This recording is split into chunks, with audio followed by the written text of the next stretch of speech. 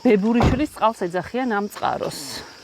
და როგორც წყაროზე არსებული წარწერა იუწყება 1958 წელს გაკეთდა გამოიყვანეს როგორც ჩანს ეს წყარო.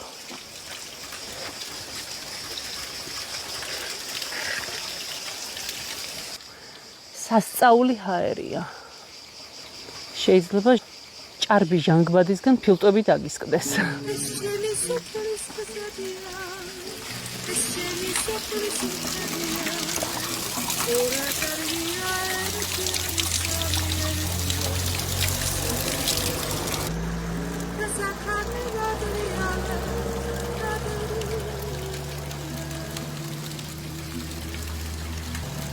ისე მყუროდა რომ ძალიან ხშირად მსაყვედურობენ ხოლმე რომ აი ყველგან კრიტიკის საფუძველს როგორ ეძებოდა. მოდი ეხლა და ნუ მოძებნი.